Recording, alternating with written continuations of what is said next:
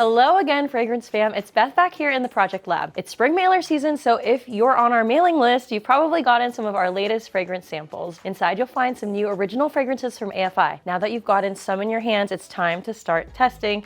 Taking just a little time to properly evaluate and test a fragrance can save you money, prevent failed batches, and help you create better branding and packaging from the start. Today, I'm walking you through exactly what to do when you get a new fragrance oil using our very own Moss and Mist. The first step to trying any new fragrance is evaluating it. Do not skip this step because it's where you start learning the personality of the scent. First, smell it straight from the bottle. Just hold it slightly below your nose and take a gentle smell. Right away, ask yourself, what's my first impression? Is it strong or soft? What does it remind me of? Does it feel seasonal, luxury, playful, outdoorsy? Next, put it on a blotter strip or scent strip if you have one. This will give you a sense of how the fragrance evolves from its top notes to the bottom notes with time. Check it again after about 5 minutes, after about 30 minutes, then even a few hours later if you can. Understanding the evolution of a scent is huge for both product performance and marketing. Then you can shift into business brain mode. Ask, who is this for?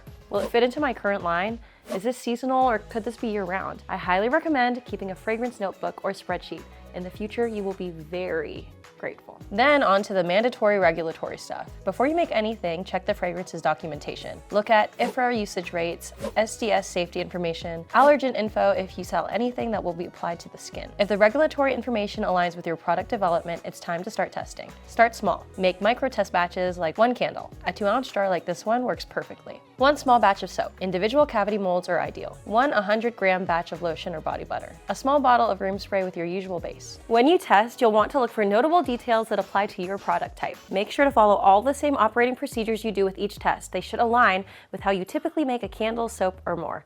Throw, longevity, performance problems, and anything else that differs from your regular results are important to note. Document everything, including what fragrance percentage you use, what temp you added it at, cure time results, and any feedback you get from those you work with or close friends and family. And remember, failed tests are not wasted materials, especially if you're working in small batches. A single ounce of fragrance will go far in terms of testing, which will give you all the data you need for scaling your operation. Now comes my favorite part, turning scent into visuals and a story. This includes the colors, textures, naming, and a packaging of the product you're using the fragrance in.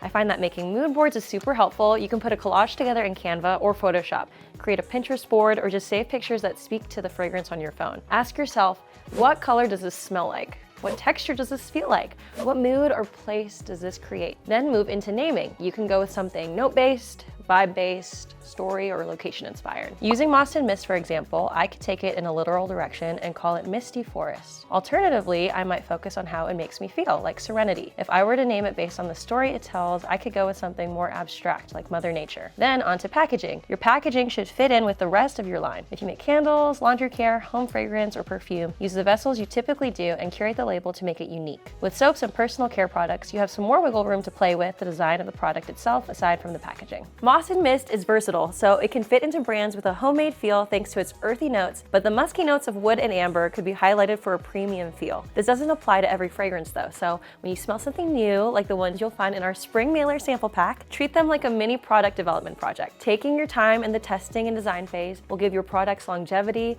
less wasted raw material, and a stronger place in your line. This is why we always recommend picking up samples for the upcoming seasons before they're right around the corner.